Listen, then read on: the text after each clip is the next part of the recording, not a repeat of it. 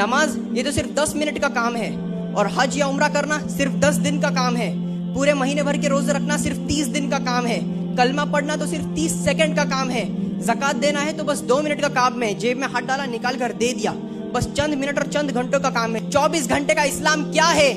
24 گھنٹے کا اسلام ہمارا اخلاق ہے، ہمارا کردار ہے، ہمارا ادب اور جھکاؤ ہے، ہمارا رسپیکٹ دینے کا طریقہ ہے، اور ہمارا کردار ہی یہ دلیل دیتا ہے کہ ہم ایک سچے اور ویل ایجوکیٹڈ مسلمان ہیں۔ بھلے ہی آپ اپنی لائف میں آگے بڑھ جاؤ، پیسہ، دولت، شہرت آپ لوگوں کی لائف میں سب کچھ مل جائے، لیکن اگر آپ کا کیریکٹر صحیح نہیں ہے، اگر آپ کا اخلاق صحیح نہیں ہے، تو اللہ کی نظر میں آپ پورے اس دنیا کے لیے سب سے بڑے غریب انسان ہیں۔ اسی جگہ اگر کوئی ایک غریب گھرانے کا بے سہارا بیچارہ انسان ہے، جس کے پاس پیسہ تو نہیں ہے لیکن اس کا کیریکٹر، اس کا کردار اول درجے پر ہے، ٹاپ لیول پر ہے، تو وہ اس دنیا کا سب سے بڑا امیر انسان ہے، سب سے بڑا مالدار انسان ہے، کیونکہ وہ لوگوں سے بدلے میں پیسے نہیں کماتا، وہ عزت دے کر عزت کماتا ہے لوگوں سے۔